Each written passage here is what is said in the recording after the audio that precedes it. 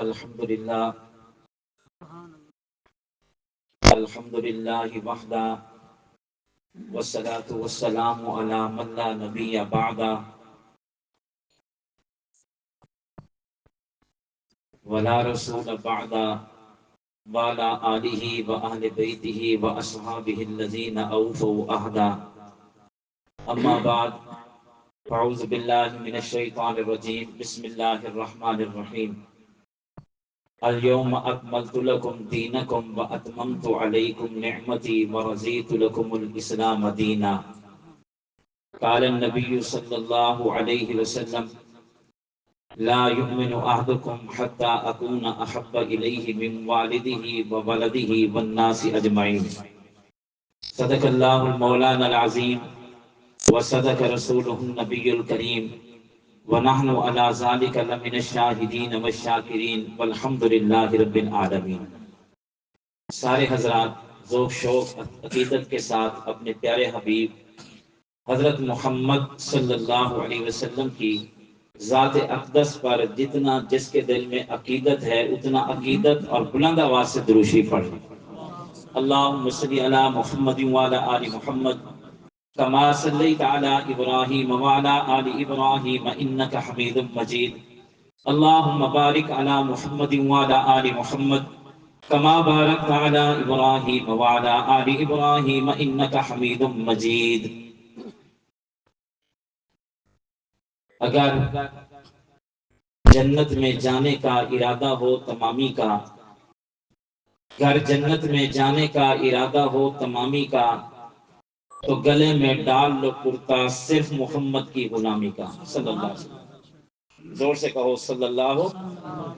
آپ پہلے نہیں بولے، جامی شاہ بھائی عرفان صاحب قاری صاحب نے بہترین بیان کیا، خاموش بیٹھے رہے، پتہ نہیں گھر سے لڑ کے آئے ہیں، سیرت کی محفل میں آپ بیٹھے ہیں۔ ایک دفعہ سبحان اللہ کہنے سے جنت میں وہ درخت لگتا ہے کہ اگر 100 سال تیز ترین سواری پہ بیٹھ کے سفر کیا جائے، 100 سال کا عرصہ ختم ہو جائے گا، اس درخت کا سایہ ختم نہیں ہوگا۔ سیرت کے جلسے میں ذرا مسکرا کر بیٹھا کریں، بولا کریں۔ جب آپ خود سبحان اللہ کہیں گے تو آپ کے کھاتے میں سوال لکھا جائے گا ثواب، تو زور سے کہیں سبحان اللہ۔ اگر جنت میں جانے کا ارادہ ہو تمامی کا، تو گلے میں ڈال لو کرتا صرف محمد کی غلامی کا۔ محمد کی غلامی دین حق کی شرط اول ہے، اگر ہو اس میں کچھ خامی تو سب کچھ نامکمل ہے۔ میرے بھائیوں، تھوڑی دیر انشاءاللہ میں گفتگو کروں گا۔ اگر آپ حضرات نے گھر کا پیر نہ سمجھا اور توجہ سے گفتگو سنی تو انشاءاللہ فائدہ بہت ہوگا، کیونکہ اکثر علاقے کے لوگوں کو آپ گھر کا پیر، جیسے سریکے ہیں گھر کا پیر چول دا وٹا، وہ سمجھ کے آپ سنتے ہیں، وہ نہ سمجھیں آپ۔ یہ جتنے بھی پہلے مجھ سے اپنی حاضری لگوا گئے ہیں انہوں نے قیمتی باتیں کی ہیں، لیکن آپ نے ان کو گھر کا پیر سمجھ رکھا ہے، قدر کیا کرو۔ انشاءاللہ توجہ سے بات سنو گے، ایک پیغام دوں گا، فائدہ بہت ہوگا انشاءاللہ، سنو گے انشاءاللہ۔ اللہ کے پیغمبر علیہ الصلوۃ والسلام کی سیرت مبارکہ کے پہلو صرف اتنے ہیں۔ سیرت مبارکہ تو بڑی بات ہے، صرف پہلو۔ میرے محبوب کی سیرت کے عنوان وہ اتنے زیادہ ہیں کہ رب کعبہ کی قسم ہے، انسان پوری زندگی بیان کرے تو محبوب کی سیرت کے پہلو ہی بیان نہیں کر سکتا۔ تیرے میرے محبوب کی شان اتنی بلند ہے۔ آج کا سبق یہ ہے کہ ہمارے کچھ بھولے بھالے بھائی وہ اس بات پر زور دے رہے ہیں کہ اللہ کے نبی کی سیرت کو منایا جائے۔ ان کی ساری جدوجہد، ان کی ساری کوشش، ان کی ساری دعوت، ان کی ساری محبت اور ان کی ساری نفرت اسی بات پہ ہے کہ اللہ کے نبی کی سیرت کو منایا جائے۔ اللہ کے نبی پیدا ہوئے، میلاد منایا جائے۔ محبوب نے اعلان نبوت کیا، وہ دن منایا جائے۔ معراج پہ گئے تو شب معراج عید رات معراج منائی جائے، اللہ کے نبی کی سیرت کو منایا جائے، رب کعبہ کی قسم ہے پورے قرآن میں ایک آیت بھی نہیں، میرے نبی کے فرمان میں ایک حدیث بھی نہیں کہ نبی کی سیرت کو منایا جائے۔ رب نے سینکڑوں آیات میں فرمایا ہے میرے نبی کی سیرت منانے کے لیے نہیں، میرے نبی کی سیرت اپنانے کے لیے۔ ان کے سارا زور یہی ہے۔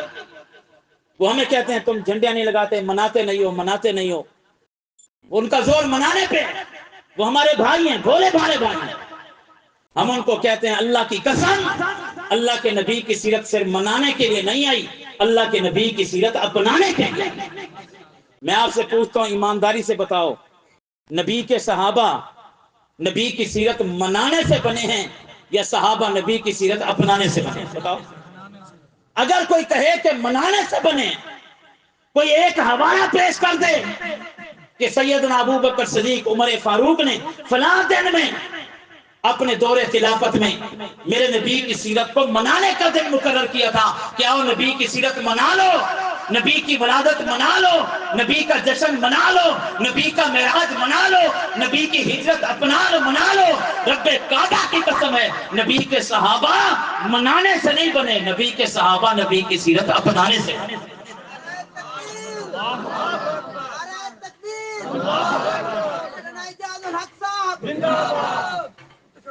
اور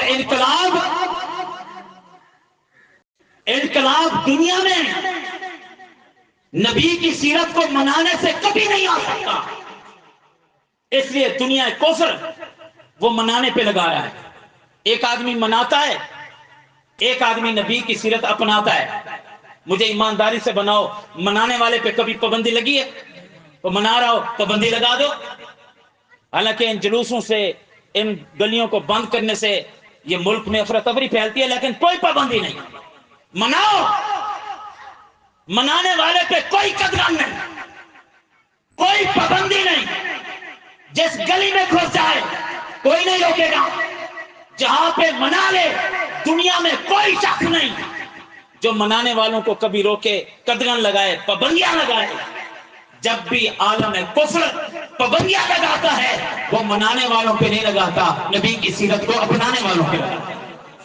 آپ کہیں نبی کی سیرت اپنانی ہے، پابندی ہے، سیرت کا جلسہ ہے، پابندی ہے، اس لیے اس کی کوشش ہے یہ منا لیں۔ کیوں؟ منانا صرف ایک دن کا ہوتا ہے۔ آپ کو وہ مناتے ہوئے نظر آئے گا جو داڑھی نہیں رکھتا، اس کو بتا دیا گیا ایک دن منا لو تیرے سارے گناہ معاف، وہ پھر داڑھی نہیں رکھتا، وہ کہتے ہیں میں نے تو منا لیا۔ اس کو کہا دیا گیا ہے جھنڈی لگا کے منا لو، پھر سود کھاؤ کوئی بات نہیں، شرک کرو کوئی بات نہیں، منانے پہ لگا دیا گیا ہے۔ اس لیے منانے سے انقلاب نہیں آیا کرتے، دنیا کے اندر انقلاب نبی کی سیرت کو اپنانے سے آیا کرتے۔ اس لیے منانے والوں کو نہیں روکا جاتا، اپنانے والوں کو روکا جاتا ہے، کیونکہ عالم کفر کو نبی کی سیرت منانے سے کوئی تکلیف نہیں، نبی کی سیرت کو اپنانے سے تکلیف ہے۔ منانا کیا ہے؟ ایک دن کا ہے، بات ختم ہو گئی، نبی کی محبت ختم ہو گئی، جھنڈی زمین پہ آ گئی، وہ محبت عقیدت ایک دن کی تھی وہ ختم ہو گئی۔ جو نبی کی سیرت کو اپناتا ہے وہ ولادت سے لے کر وفات تک وہ مسجد میں بھی نبی کا تابعدار ہے، میدان جہاد میں بھی نبی کا تابعدار ہے، وہ ختم نبوت کا بھی محافظ ہوگا۔ جو نبی کی سیرت کو اپناتا ہے وہ صحابہ پر بھی جان نثار کرے گا، اہل بیت پہ بھی مرے گا، عالم کفر کو بھی للکارے گا۔ اس لیے دنیا کفر کو منانے سے کوئی تکلیف نہیں ہوتی، اگر تکلیف ہوتی ہے تو نبی کی سیرت کو اپنانے سے۔ منانے والوں کو کیا ہے؟ ایک دن منا لو بات ختم ہو گئی۔ نبی کی سیرت کو اپنانے سے انقلاب آتا ہے، منانے سے نہیں آتا۔ مجھے یہ بتاؤ تمہارے اور میرے محبوب کی اعلان نبوت کے بعد کی زندگی کتنی ہے؟ بولو بولو، ساری زندگی سن کے گھول کے پی گئے ہو، کتنے سال ہے؟ بولو 23 سال۔ اعلان نبوت کے بعد کی زندگی کتنی ہے؟ بولو۔ پھر اللہ کے نبی جب آئے تو وہ شریف لوگوں میں نہیں آئے تھے، شروع سے دیندار تھے، ماحول بنا ہوا تھا۔ اللہ نے تھوڑی دیر نبوت کی عمر دی، فرمایا جاؤ ماحول تو بنا ہوا ہے، آپ جاؤ بات کرو گے لوگ آپ کو مان لیں گے، آپ کا دین قیامت تک چلتا رہے گا۔ نہیں، میرے اور آپ جیسے لوگوں میں بھیجا تھا اللہ نے. بد اخلاق، سود، شراب کھٹی میں، زنا، راستے میں جاتی ہوئی بہن اور لڑکی کو اٹھا کر منہ کالا کر لیتے تھے، کوئی پوچھنے والا نہیں. اگر جانور کسی کے کھیت میں آ جائے 60 سال لڑی، 60 سال. ایسے لوگوں میں اللہ نے بھیجا. اللہ نے نبوت کے بعد زندگی کتنی دی؟ 23 سال. ایسے لوگ اجاگر جن کے اندر اخلاق نام کی کوئی چیز نہیں، معاشرہ کالا سیاہ ہے، اچھائی نام کی کوئی چیز نہیں ہے. اللہ نے اپنے پیغمبر کو اس معاشرے میں بھیجا جہاں بیٹی پیدا ہو جاتی وہ برداشت نہیں کرتے تھے، اپنی بیٹی کو زندہ دفن کر کے خوشیاں مناتے تھے کہ میں نے آج اپنے ہاتھوں سے زندہ بیٹی کو دفن کیا ہے. اس قسم کا معاشرہ کالا معاشرہ، بددیانت معاشرہ، بد اخلاق معاشرہ جس میں شراب پی جا رہی ہے، سود کھایا جا رہا ہے، زنا کیا جا رہا ہے. حتیٰ کہ اپنی سکی بہن کو بنا سوار کر کے مکہ کے بازار میں کہتے تھے کون ہے جو میری بہن کا ریٹ زیادہ دے گا. اپنی بہن کو بیچ کر وہ خوش ہوا کرتے تھے. اس معاشرے میں اللہ نے تیرے میرے محبوب کو بھیجا ہے. نیک معاشرے میں نہیں بھیجا. عمر بھی تھوڑی ہے، 23 سال. کسی نبی کی 1000 ہے، کسی کی 950 سال ہے، کسی کی 1550 سال ہے. اس قسم کے معاشرے میں اللہ نے تیرے میرے محبوب کو بھیجا. کہو سبحان اللہ. اس قسم کے معاشرے میں قربان جاؤں جب میں اللہ کے نبی کی سیرت کا یہ پہلو پڑھتا ہوں، اللہ کی قسم اکیلے بیٹھ کے پڑھیں رونگٹے کھڑے ہو جاتے ہیں، آنکھوں سے آنسو جاری ہو جاتے ہیں. 23 سال کا عرصہ. آپ مجھے بتائیں وہ 23 سال کا عرصہ امن کا تھا، چوری کھانے کا تھا، لوگ حلوہ پیش کیا کرتے تھے؟ وہ 23 سال کا عرصہ بھی یہ تھا جب تیرا میرا پیغمبر قرآن پڑھا کرتا تھا تو جوان میں حلوے نہیں آیا کرتے تھے، زمین سے پتھر اٹھا کر تیرے میرے پیغمبر کو مارا کرتے تھے. یہ 23 سال کا عرصہ ہے. بلال، خبیب، سمیہ، زنیرہ، اس 13 سال جو مکہ کی زندگی ہے امن کی تھی. چین نہیں لینے دیا، نہ دن کو نہ رات کو. اللہ کے پیغمبر دن کو آتے ہیں زخمی ہوتے ہیں، رات کو آتے ہیں زخمی ہوتے ہیں، صحابہ کو دیکھ کے آتے ہیں، تڑپایا جاتا ہے. یہ 10 سال 13 سال زندگی مکہ کی یہ ہے. اور پھر اس میں 13 سالہ 3 سالہ شیب ابی طالب کی قید ہے، کوئی سکون نہیں. 23 سال میں 13 سال 3 سال شیب ابی طالب کی قید، کھانے کے لیے کچھ نہیں. کھجور کی گٹھلیاں ختم ہو گئیں. صحابہ کہتے ہیں ہم چوسا کرتے تھے. صحابی نے کہا چوس کیسے لیتے تھے، پتے چوس کیسے لیتے تھے؟ اس نے کہا ہمیں قدر اس وقت ہوئی جب پتے ہی نہیں ملتے. کئی دن کو 3 سال جو ماننے والے ہیں وہ بھی قید ہیں، تیرا میرا پیغمبر بھی قید ہے. ظلم و تشدد. حتیٰ کہ میں بات مختصر کروں، 13 سال کے بعد مکہ چھوڑنے پر مجبور کر دیا گیا. تیرا میرا پیغمبر مکہ چھوڑ کے جاتا ہے، 13 سال میں کوئی سکھ نہیں. توجہ کر. اور جب 10 سال تیرا میرا نبی مدینہ پہنچا، مجھے بتاؤ وہاں چین لینے دیا؟ 10 سال وہاں پہنچے. پہلے سال بدر، دوسرے دن احد، پھر خندق، پھر حنین. اگر ایک جنگ کوئی ملک لڑتا ہے رب کعبہ کی قسم ہے 100 سال وہ پھر نہیں اٹھ سکتا.